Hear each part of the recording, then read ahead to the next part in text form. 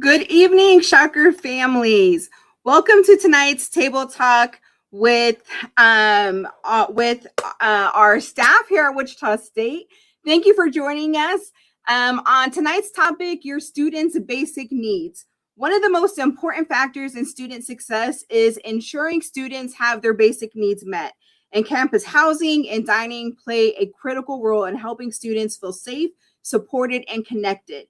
And so tonight you're going to learn all about housing. I know we have 10 days before move in. Can you believe it? And what to expect in the housing process, the do's and the don'ts. What should we bring? What should we keep at home? And then also dining. What are our options? What if there are specific needs your student has? And so we have all of that information ready to be shared with you tonight. Before we get started, some general housekeeping rules. If you have any questions regarding any of the things that we're talking about tonight, some of you may be new to our program. And so if there's a question that maybe does not correlate with tonight's topic, feel free to put it in the chat anyway. Between Kim, myself, our team here, we should be able to help get any answers provided. And if not, we will find out and get back with you. As you all know, my name is Alicia Newell, and I have the privilege of serving as one of the assistant vice presidents for student affairs here at Wichita State. I am a proud alum of the university. Also, I am a first-gen college student. And so when we're talking about serving our students and making sure that our students and their families have what they need, these programs are really critical because it helps us meet you where you're at and bring the experts to you to help make sure that you feel comfortable sending your student off to college, whether that's down the street and they are commuting, or if they're traveling from a distance, either out of town or out of state. We want to make sure that you have a connection not only to the university, but to the staff who are serving your students. And so I'm going to turn it over to my friend Kim Sandlin to introduce herself. She serves as the Director of Student Success. She's going to help me moderate tonight's session, and then we will dive into our topic. So sit back, relax, and get ready to enjoy the show. Hi, everyone. Nice to be back with you all online. So welcome if you are a returning parent. Welcome if you are a new parent. I know we have seen a lot of you over orientation or at orientation over the course of the summer. So I think this is our last topic that we are presenting and bringing to you all with 10 days to move in. It's about time we wrap this up and get fall started. So we're already on campus and getting everything ready for your students to join us in the fall. So I am Kim Sandlin, as Alicia said. I serve as the Director of Student Success, also an alum, also a first generation student here. And so it's been great to host you all over the course of the summer. And that's all I'm going to say. I'm going to help moderate because these guys are the specialists. So I think the first person is Jamie. Is that right? For the next introduction? Okay, great. All right, so I'm going to turn it over to Jamie Krasinger, who is our Director of Dining Services. And she's going to tell us a little bit about herself and then what your student can expect here at Wichita State regarding dining.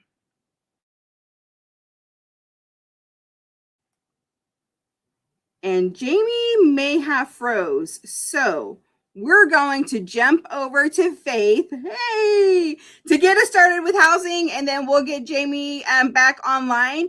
And so without further ado, I'm going to introduce Faith, who is going to talk about what to expect with that move-in process. It's exciting. It could be overwhelming, but we have an amazing team that I will put up against anybody who really helps what I share with families.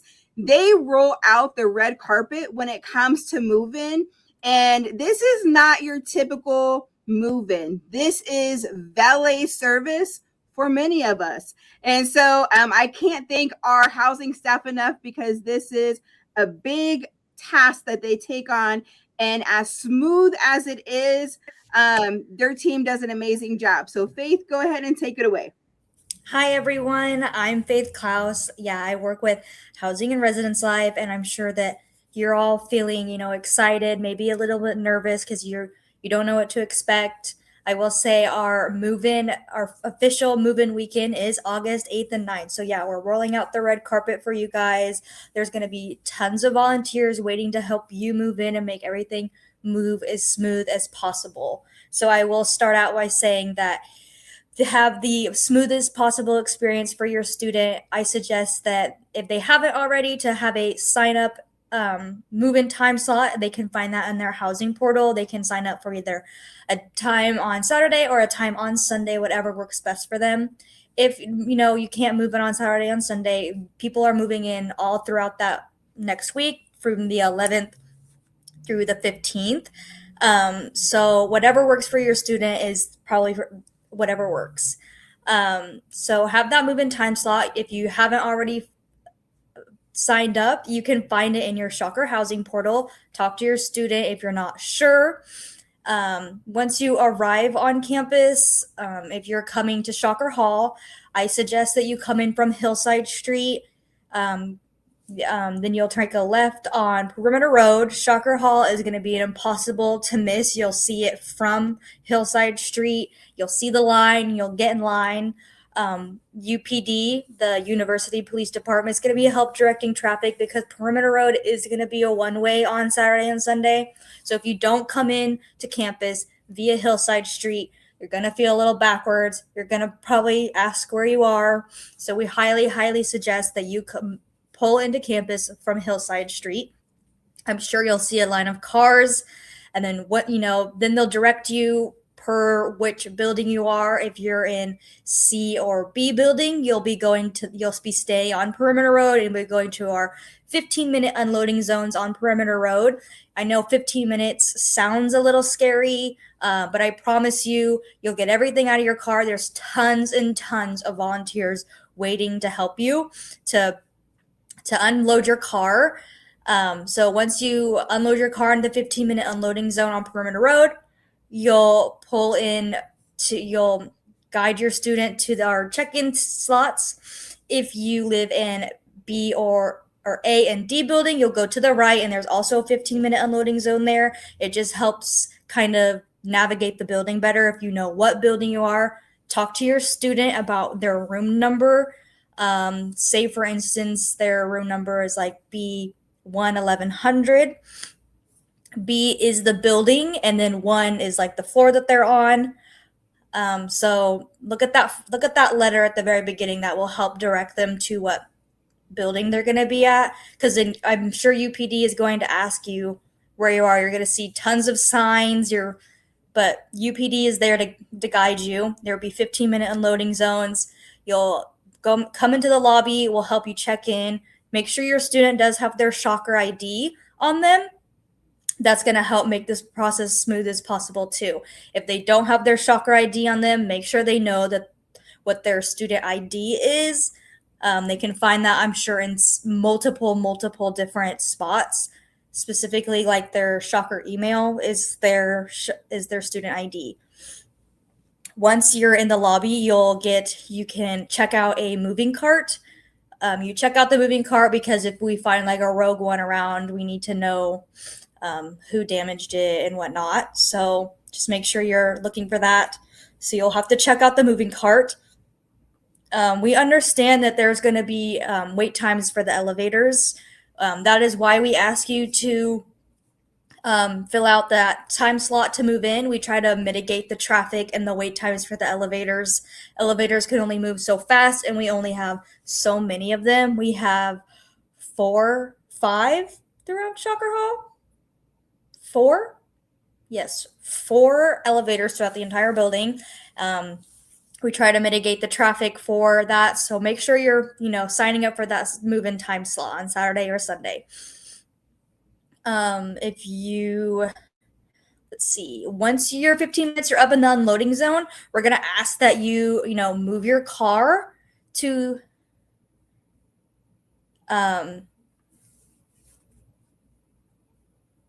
the designated parking slot, and you can catch a ride back on our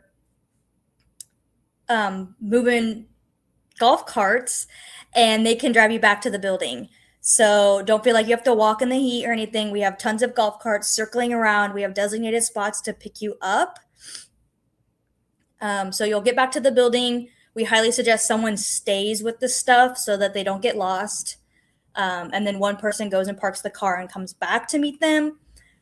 We try to ask to only have, please, like, if you want grandma and grandpa to come and help you move in, probably keep them towards the end of the day.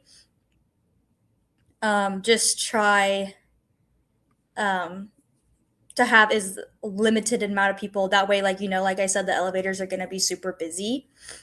And then we also encourage people to label all your boxes with your name, building, and room number in case anything does get lost or misplaced. So say you do walk away from your moving cart, we still know whose moving cart that is and whose stuff that is, because we don't also is helpful. So if your roommate is in the room, it's helpful that they can, whose stuff was this, who was there first. Moving can be an emotional time. Make sure to eat a good meal and be ready for whatever the day might bring. We recommend bringing extra trash bags, a multi-tool, or anything that might be helpful during a move.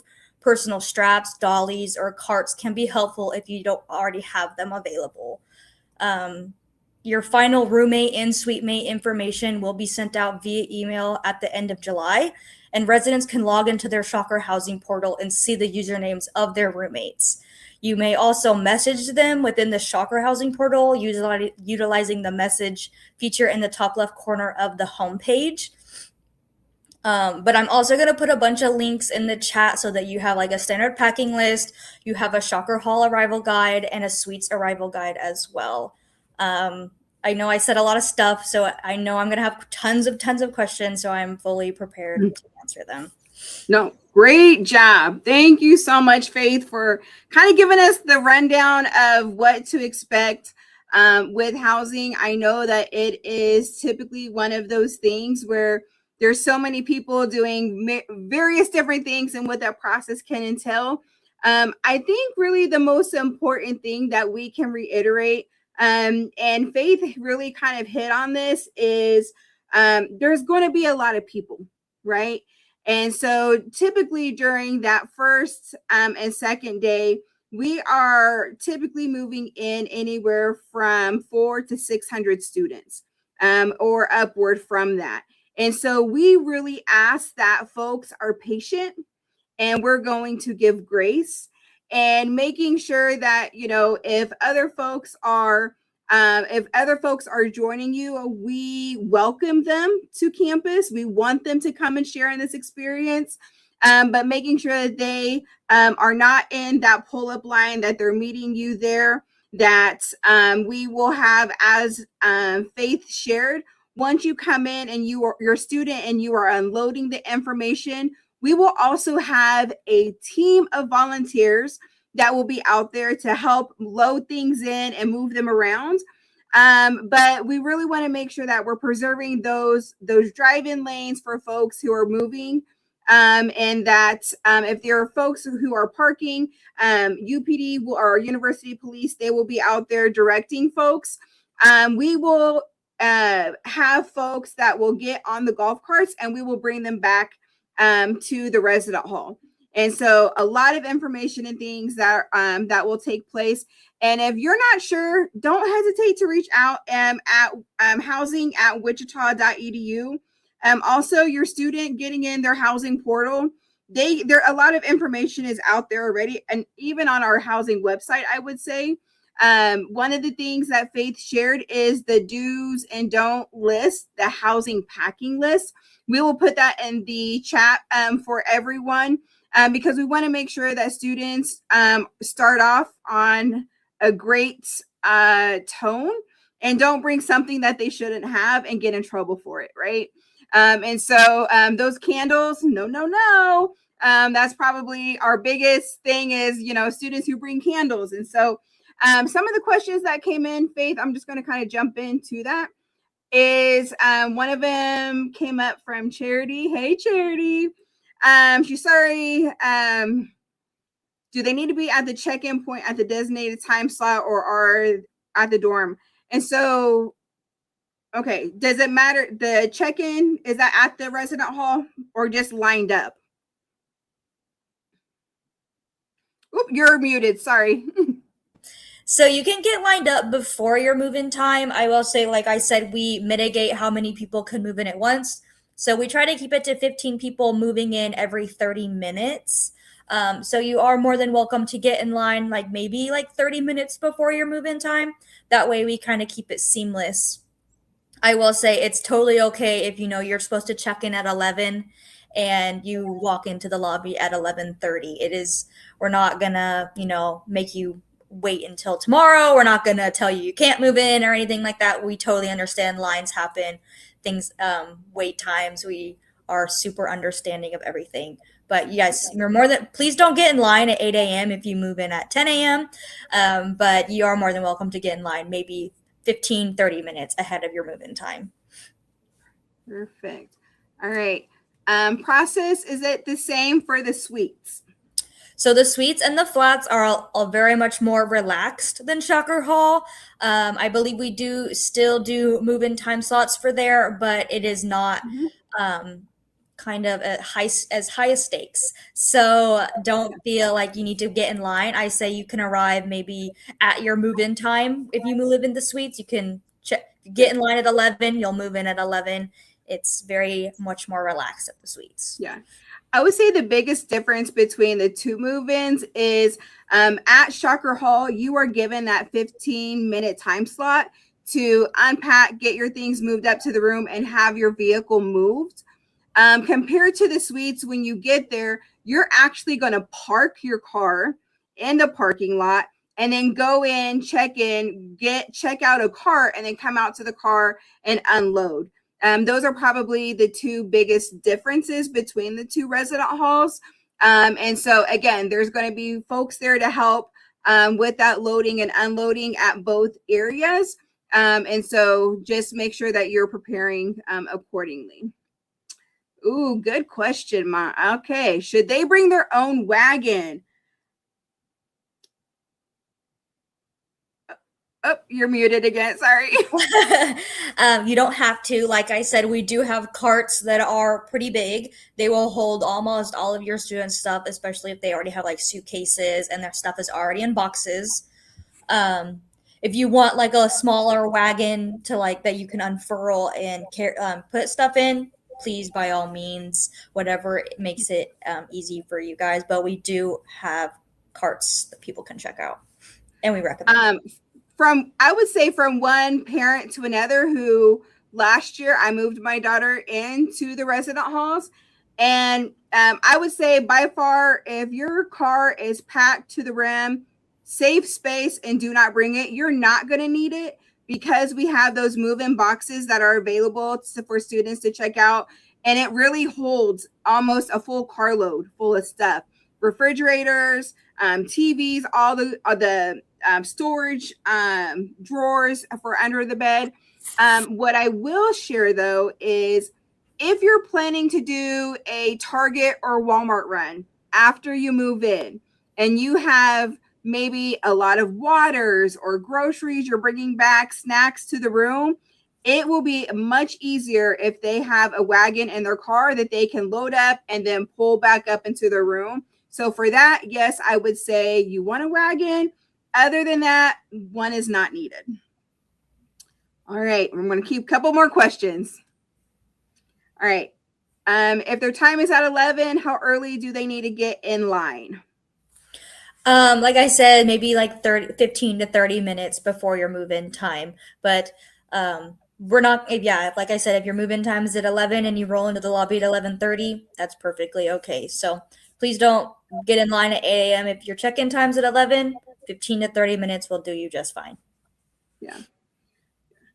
And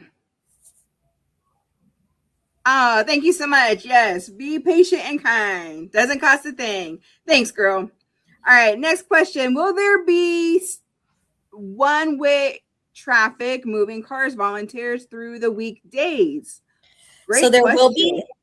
moving carts, but no, there will be no more one-way traffic and there won't be as many volunteers. Obviously, if you and your student, if it's just say like one parent and just their student and you need a helping hand, there's always someone in the department that is willing to help. Please do not be afraid to come to the front desk and ask for help, but there are not designated volunteers throughout the weekday. Yeah. But those carts, they are amazing. I'm telling you, these carts will get you through that move. And so you might be surprised. All right, next question. Will a ladder or step ladder be available to hang them curtains? No, so you will need to supply your own ladder. Okay. Great questions coming in. If we're bringing a couch, do we need to bring a dolly to transport it to the room? Or how is that handled? Can they have a couch? I would probably recommend maybe like a small futon. I don't recommend like a full sectional. I don't recommend a 3-seater couch. I think a futon will do you just fine, but yes, you will need to bring your own dolly. We do also recommend that anything that you can unbox and have ready to go on move-in day is helpful to us. We try to mitigate the trash as much as possible because it does add up so quickly. So have everything unboxed, have everything possibly put together as best as possible on move-in day. Yeah. And I would share that making sure that you are looking online at the space for the room and ensuring that the room can accommodate the furniture or all of the belongings that you're bringing. What we often find is that students will bring way more than what they need, and there's not a lot of space for it. And so you may say, hey, we're bringing this, and then get here and there's not really much room for it. And so make sure that you're getting online, you're looking at those specs and seeing, okay, is this something that is really needed? Move-in dates, absolutely. We are 10 days away. August 8th and the 9th are the official move-in dates, but your student will have had to log in and select a move-in date and time that they will be coming. And so if your student has not done that yet, please ask them to check their email. Is that correct, Faith? Their email? Yes, check their email or go into the Shocker Housing portal where they've, done all of their housing information. There will be, designated links to apply for their housing slot. Perfect. All right. I believe this, do they need their parking stickers? So there are no parking stickers. Everything goes by the license plate. So if you just go to the university parking page on the website, you can apply for the parking pass for your student. You'll put in the license plate number for that car, and then that's how the university parking scans to make sure you have a parking pass. There are no stickers, there are no hang tags, nothing like that. Right. And I think that's one thing that we talk often about in orientation is that when your student logs into their MyWSU account, at the top right-hand corner in their portal, there's a little icon that says e-permit. They will click on that, and that's where they can go in order to purchase their permit. And that could be for, I believe, Kim, the semester or the year, right? Yeah. Yep. And then from there, it'll say, are you a housing student? And that it'll all work itself out. And so very self-explanatory. But you want to make sure that they do get a parking permit if they are parking or bringing a vehicle with them. The other thing that I will say about parking, do we get into parking right now? I'll hold on it. I'll hold on it for later. Any other questions about housing before we jump over to dining? And again, there was a question in there. Are curtain rods already mounted? So there are no curtain rods. We don't recommend, or we highly do not recommend drilling into the wall. If you're going to hang curtains, we recommend a tension rod. So please don't come in expecting a curtain rod, and please do not come in expecting to find studs in the wall and mounting your own curtains. Yeah. The what was it called? The tension rods, right? Mhm. Those are your best friends. Get a tension rod. That way, you are not upset at the end of the year when you get hit with a damaged room bill, because that will also be charged back to the student's account if they see that the walls have been damaged, which a drilled hole in the wall would meet that requirement. So Bob is asking, cost of permit 75 a semester, 154. Thanks, Bob, for confirming. Appreciate that. Yes, parking permits, all information is available online. All right. Students has a program that starts on the 9th. Is there an earlier move-in date for those specific students that we should take advantage of?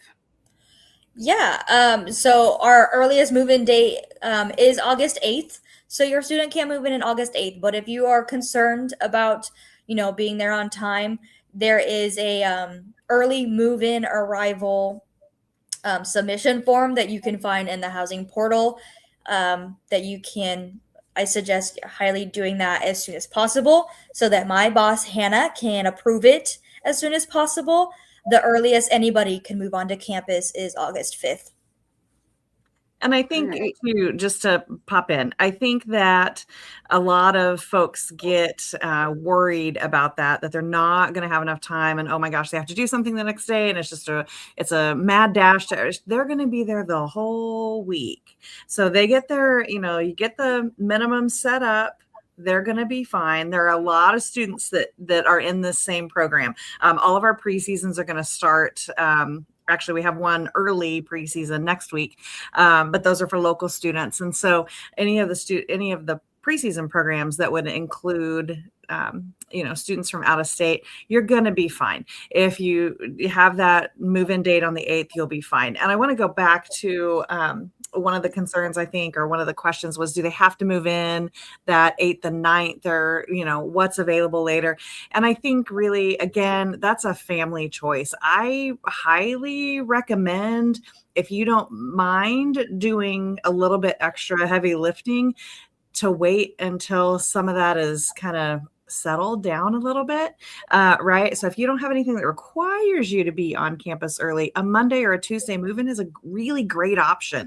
And I think people think, I have to be there the first day, I have to be there at 8 a.m., I have to get there, we have to have enough time. And yes, if that works for your family, awesome. But don't, worry if this, the time or the day that you really wanted is taken. It's going to be okay if you're moving in just a little bit later. You do want to have enough time to get settled, but it's okay to move in on that Monday or that Tuesday.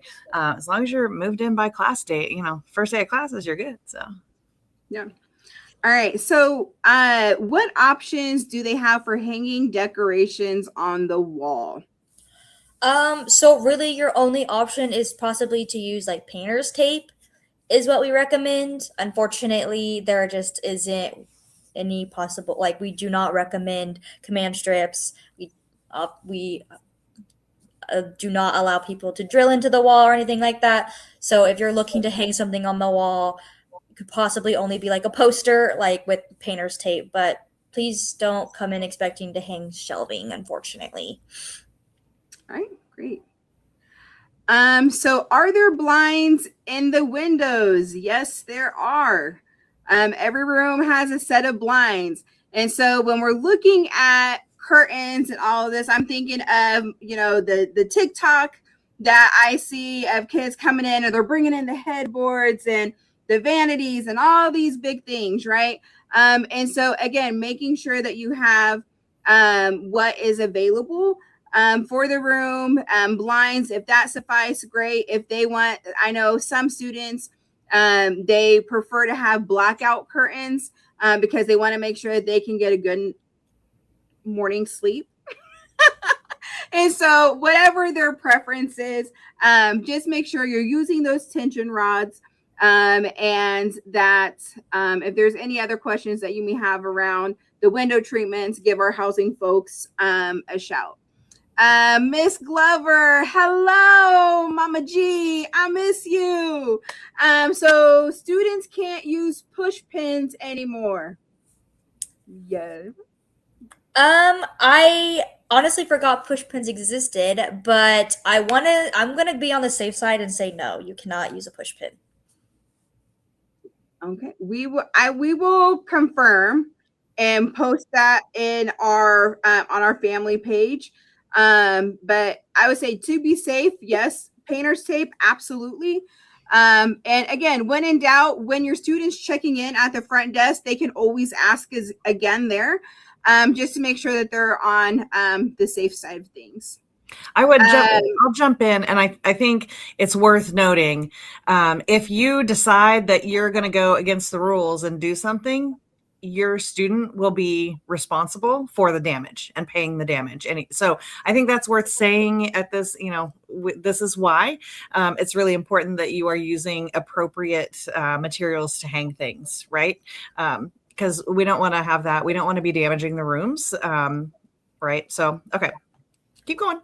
All right.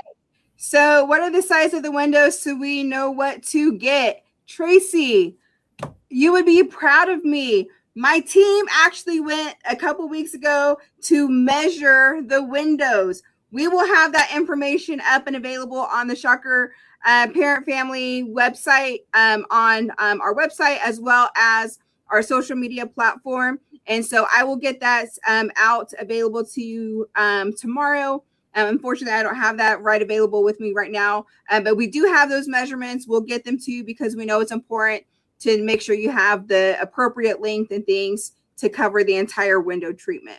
Do know that the window sizes differ depending on the building as well as the floor that they're on. And so we'll make sure to get those out to you.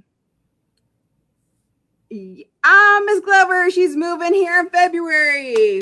Welcome to Shocker Nation. All right, so with that, I'm going to put Faith on pause, and I'm going to bring on my good friend, Jamie, who serves as our Director of Dining Services here on campus. And when I say our campus partner who really goes above and beyond to help meet our students' needs when it comes specifically to students who may just have a different need for whatever it may be, right? And so, Jamie, go ahead and take it away. Yes, thank you, Alicia.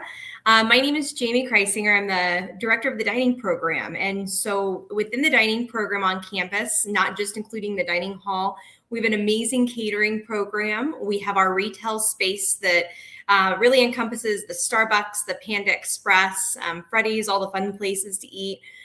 We also have what we refer to as C-stores. So we have the Cargill Cafe and Groundhouse. We also oversee the childcare program on campus and newly the concessions program. So really anything that involves food on the main portion of campus is us. So the first thing I'll start off by saying is I've been around for going into 9 years this year. If you have questions, the first place to stop is going to be our Dine on Campus site. It's Dine on Campus, and I think it's /WSU Dining, but just search Wichita State.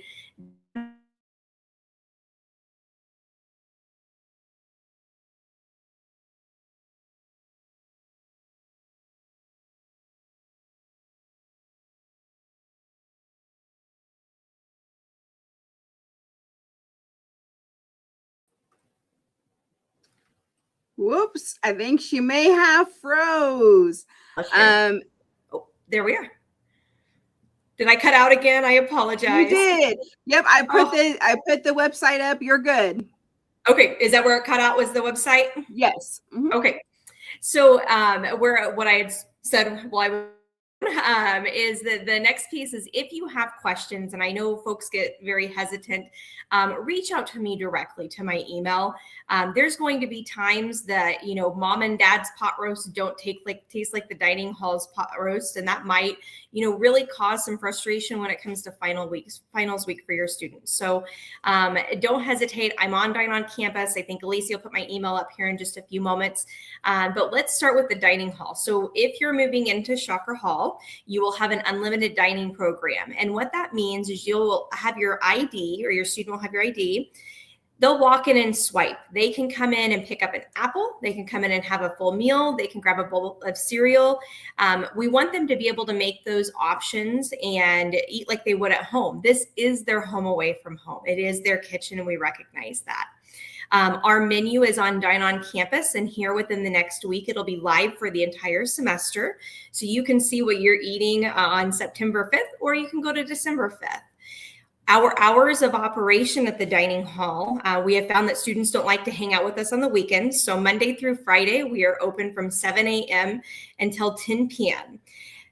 When we are open, we're open for meal periods within those times. So 7 to 9 is breakfast, 11 to 1:30 is lunch, and then 5 to 8 is dinner.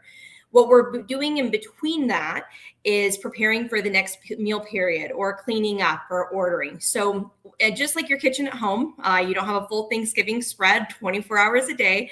We operate kind of similarly. And then on the weekends, Friday night, we do close at 8 o'clock. We found we are not the cool people to hang out with on Friday or Saturday nights. So then Saturday from 10 to 1:30 and from 5 to 8 are our hours for Saturday. Sunday, we're open again for brunch, 10 to 1:30. And then for the evening, we're open from 5 to 10 as students start to kind of trickle back to campus after the weekend. Now, we always will have options. So on the weekend for brunch, and when we are not open at the dining hall, we have Ground House open. Ground House covers your basic needs. If you need toilet paper, toothpaste, maybe you want some granola bars or some cereal or milk, we offer that over there. And that is directly, let me see, it would be to the east of the dining hall on the first floor of Shocker Hall on the dining side. Throughout Saturday, you have Chick-fil-A available, you have Starbucks available. So there are other options, but I just like to kind of run through that. All of that is a lot of information. Again, Dine on Campus, and all of those hours are updated so you can follow along, or if you're just questioning what might be available, or when we get to the holidays. So our calendar for holidays is preset by our housing contract. Those dates, so if you look into fall break or Thanksgiving or over winter break, that will explain the dates that the dining hall is completely closed. We do update Dine on Campus to include that, but your housing contract's always going to be your best bet. Aside from that, so let's say you have a student with special needs on an allergy side, or maybe a religious need for protein. So we do offer all of our chicken, excluding chicken tenders, in the dining hall are halal chicken products. All of our beef, we fresh patty halal beef. So all of our meat is amazing. On the allergen component, we have a station called Delicious Without, and that station, it encompasses and eliminates the 8 major allergies. And we have a trained cook that does the preparation for both lunch and for dinner. But what I always will recommend is if you have an allergen student, we really like to meet with them one-on-one, just so they have a connection. We know that there's going to be times that they need things that a traditional student might not need. And we want them to feel comfortable and understanding and know who to reach out to, just in case there's something that we can go above and beyond to support. The students' meal plans now include a free popcorn. So if you attend a Wichita State game, volleyball, baseball, basketball,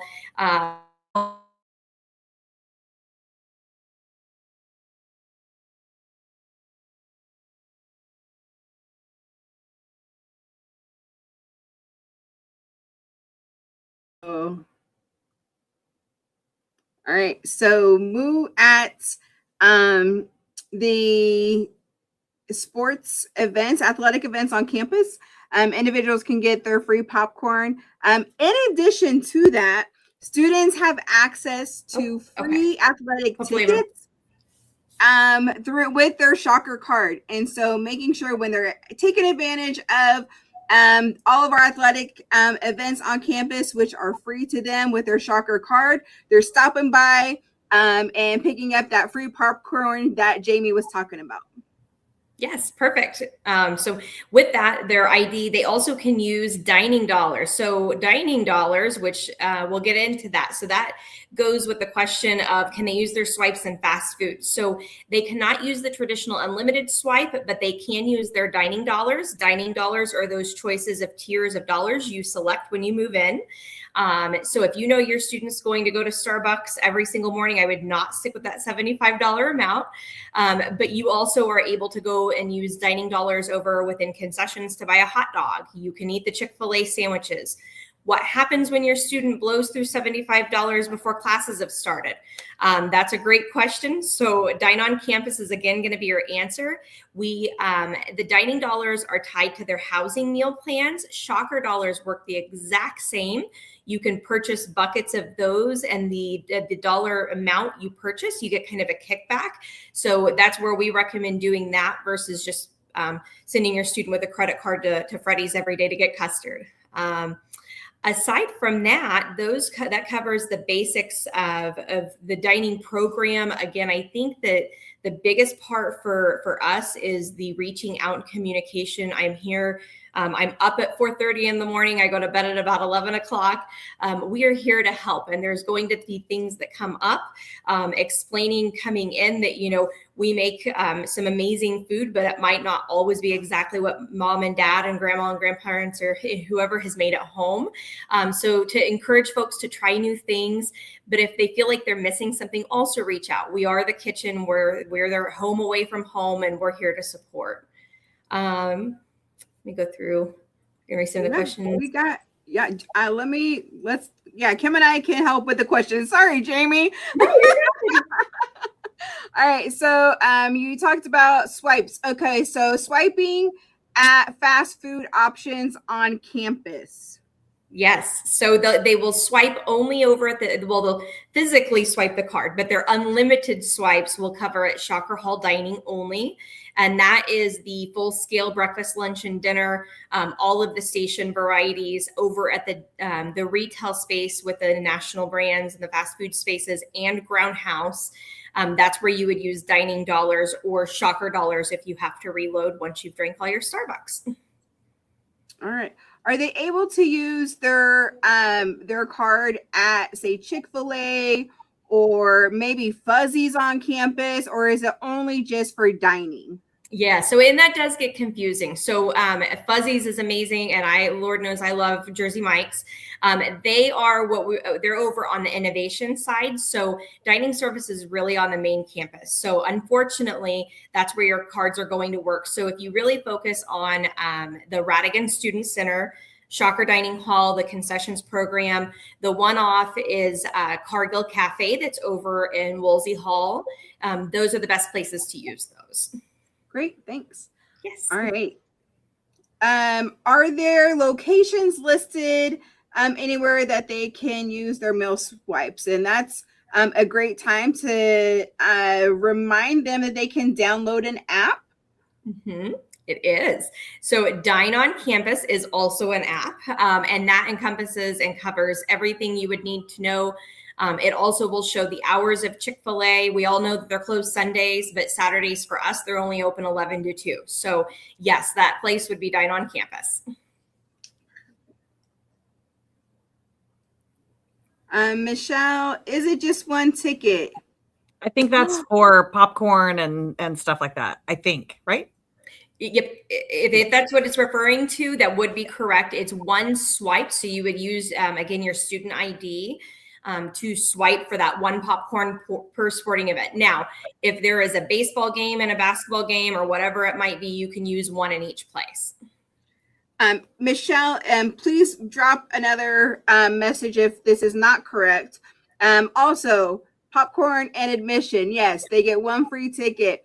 And that's per game. That's not just for the season. So we want your students in the stands. We want them cheering on our Shocks and helping to bring that Shocker pride back on campus in the arenas at X Stadium and supporting our athletes every game that we have. I heard there is a parent website. Did you? Oh my Yes, God. there is. Wichita.edu/family. Short, sweet, and simple. I'll put it in the link and the comments. But a lot of information we will put on our parent family website. There is also a parent family handbook that is available online. And this is something that you can go and download. And on there, there is a one page that talks specifically about dining on campus. Jamie and her team gave us a lot of great information. And I really would encourage families, if you've not had a chance to come to orientation, to pick up one of our handbooks, to make sure you go online and review that handbook, because there's a lot of great information in there. Even if you attended orientation, by the time classes start on August 17th, as a parent, I forgot half of the information that was given to me at my daughter's orientation. Having that handbook came in really handy to be able to refer back to regarding these are the things that I need to be doing right now or just referencing. So make sure you check that out. I'm going to pop in here. Sorry, I'm just going to go back to a previous topic that Jamie was talking about. I want to give her staff a shout out because they really do a good job with allergens and any special dietary restrictions. They are used to that. We have a lot of students that require that, and they will absolutely honor, those types of situations. What I will say is they're not going to know that your student has an allergy or needs some kind of special menu or item or whatever, unless your student lets them know. Right. And we see that all the time. And I think that's part of new students coming to campus, not ready to advocate for themselves or ask questions. I will tell you, they're among the nicest people to say, oh my gosh, or to just say, was that prepared this way or something? Like, they should be asking those questions because those should be natural for them as they're advocating for themselves and their needs. And because again, this is where they are living. So those requests are required and satisfied. So I just want to give Jamie and her team a shout out because they do a really, really good job over there for students. But again, we don't know, we can't help you if we don't know that there's a problem or an issue or a need, often because we're not going to get that automatically from anywhere. So your student will have to, speak up for themselves if they need those kinds of services. And that goes for anything from dining to tutoring to advising, anywhere. So I just want to underscore that before we moved on. So how much is the unlimited dining? Yes. So all of this, and this is a great question, and I think it also leads into Charity's question as well. The dining program and all of your meal plans actually are tied into your housing contracts. And so oftentimes, and it will happen, we'll have students come in and say, I need to change my meal plan. I live at Shocker Hall. Many times they're frustrated with us because then we have to send them back to Shocker Hall. So if you have billing questions, I will be honest, I do not know how much an unlimited dining program is because it goes through your housing contracts and I don't have access to that. So I would encourage to reach out, and when your student decides that they want to upgrade their meal plan or change something, they need to go to the front desk of Shocker Hall to talk to those folks. They're amazing. They'll help walk through what their options are, what they can do. But unfortunately, on the dining side, I don't have access to that. Yeah, there is.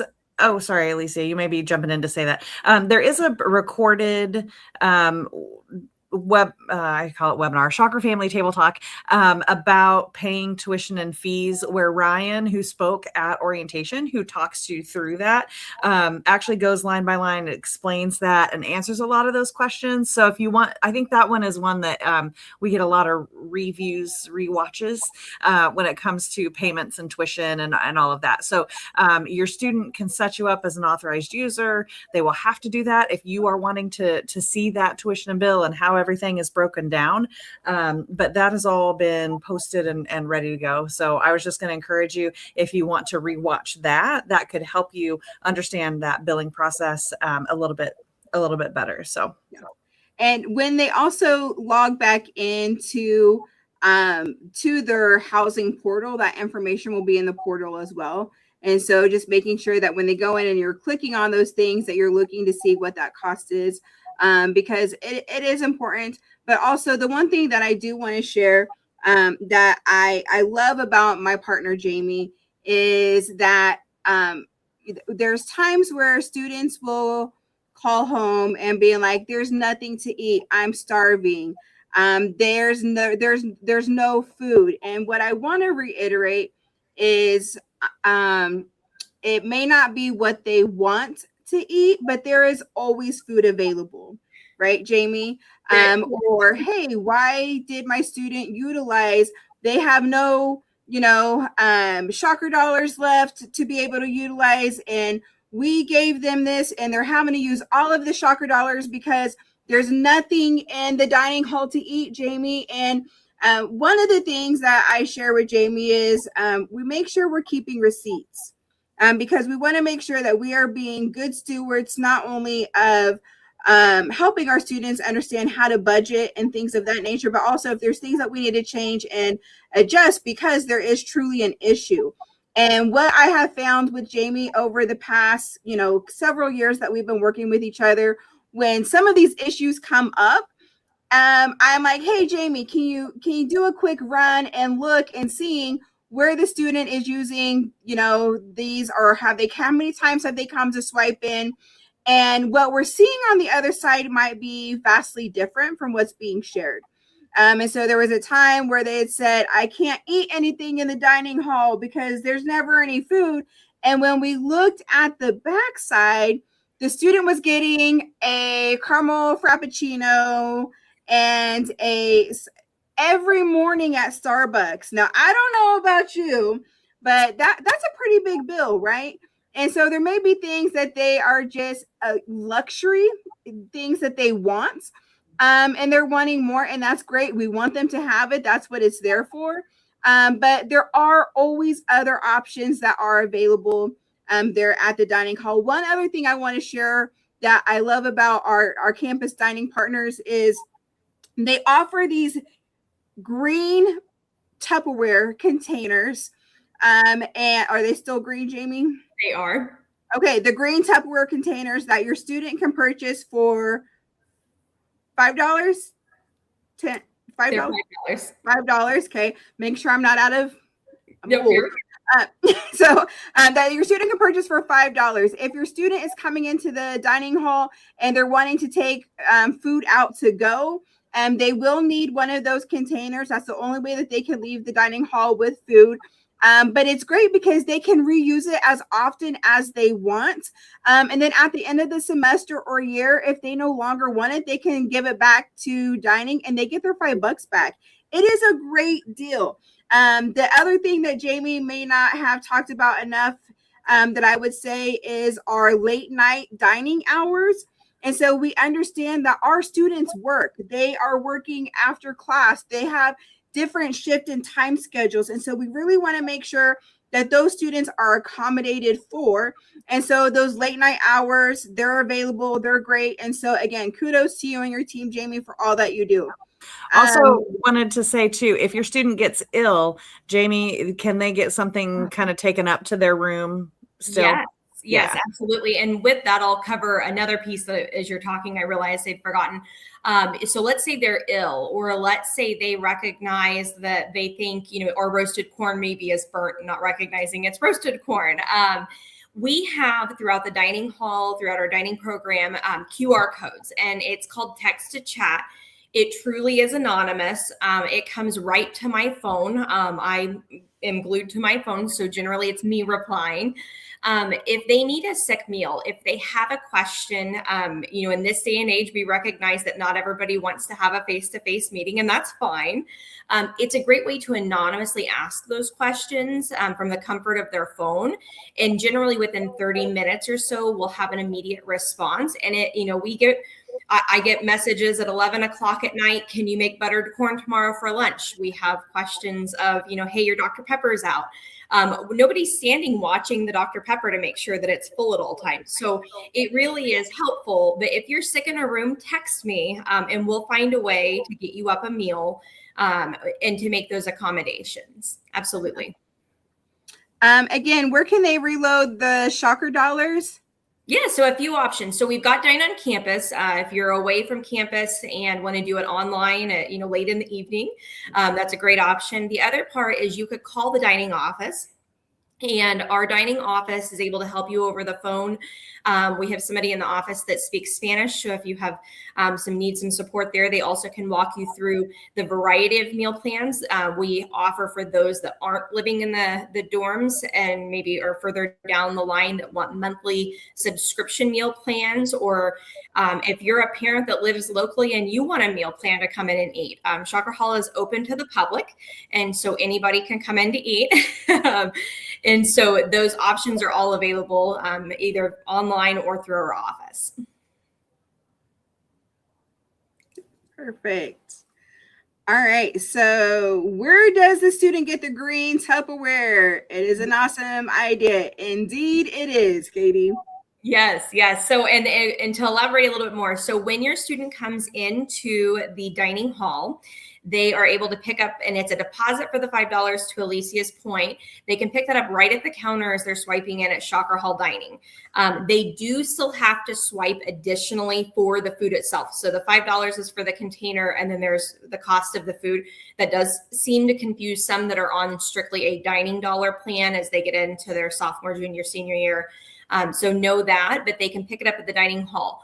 When they take their food and they go back and eat the food and come back to reuse the container, I am sure that they have washed it amazing in the shared kitchen space, and I hope that they use soap. However, for health safety reasons, we do issue them a brand new clean and industrial strength sanitized container to make sure we are all safe.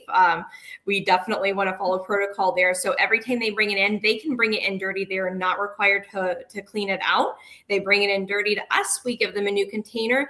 But let's say they're headed to class and they don't want to lug the big green container around with or without food. We have a coin we can give them, and that coin they can keep with them and just bring it in the next time they want a clean container to take with them. Yeah, I can't say how much I refer and encourage students to get a green to go container, because especially for students who are on the go or maybe just aren't hungry but know they're not going to be able to make it down for another dinner or time for dining. It's great that they have the option to grab something, keep it in their room, and eat it when they need. And so great service provided by your team, Jamie. We are almost at time. Look at that. From here, I guess, if there's any other questions, feel free to put them in the chat. As Kim said previously, we have a series of these sessions that we have done. You can find them on our Facebook, social media, YouTube. All of them are saved. Feel free to go back and watch them because there is various things that may pop up or questions that likely are answered in some of those previous videos. But as always, if you have any questions at all, do not hesitate to reach out to any one of us. We are here to support you, to help you through this process as you navigate transitioning your student here to the university. Kim, any last words of wisdom before we sign off? Yeah. No, I think there's a couple of other comments that came in that I'm sure you'll follow up with. But no, thank you for joining us all summer. A couple of kind of kudos comments. Those are always good to hear. But we also know that there are still some unanswered questions potentially. And that's okay. If you're feeling overwhelmed, completely normal, completely natural. We've all been there. Alicia and I have been here a very long time, and there are questions that we still do not know answers to because information changes. So don't feel bad if you don't know, something and you need to ask a question. Please ask it. Reach out and let us know what you need. And so, yeah, we are excited for our students to return. This week is what I call the miracle week of no classes. And then it is a sprint until basically the new year. So we are always here. Your students are always, open to come and visit with us and get any information, questions, support that they need. We can't want it more than they do, but a lot of our students are really determined on our campus, and we wish them the best, and we wish you the best as you're making this transition. Great. Jamie, any last words of wisdom, and is the Tupperware microwave safe? Yes. So to answer the question, the last word of wisdom, yes, it is. However, please make sure they're putting it in for a reasonable amount of time, or they don't microwave well for 15 minutes, we've discovered. If you're putting them in for 2 to 3 minute intervals, you are absolutely safe. But just like you would at home, be safe. So I think the last piece for me from the dining end is, again, don't be a stranger. Student side, parent side, I'm a mom. If you're worried as your students headed out, call me, even if it's for the reassurance, especially a lot of allergen parents. That's what we're here for. That's what again, 9th year, this is what we care to do. Don't be a stranger via email. I'm available most of the day, but I don't know if you don't reach out. Absolutely. Bob, yes, we are. Go Shocks. Woo! It's, the countdown is on 10 days. Can you believe it? We're excited to welcome everyone to campus. It's going to be here before you know it. Tracy, I know you thought we were here till 8 o'clock tonight, girl. No, we are here till 7. I'm happy to stay on longer if needed. But for my friends and the others, we want to make sure that we are respectful of your time. And so as we reach the top of the 7 o'clock hour, thank you so much for joining us and for participating in our sessions over this summer. Our goal always is to ensure that we are partnering with you, our parents, every step of the way, because when it comes to recruiting a student to the university, a student is only as good and academically, support-wise, and regarding to the structure and the support that they have coming in with them. And partnering with our parents helps to ensure that we're able to retain our students at a higher level. And that is the most important thing. And without your support, it's hard to do that. And so we want to make sure that we're partnering with you, that you're aware of the resources, the deadlines, the things. If you, shameless plug, have not signed up yet for our Shocker Family newsletter, wichita.edu/family, please go online and sign up for the family newsletter.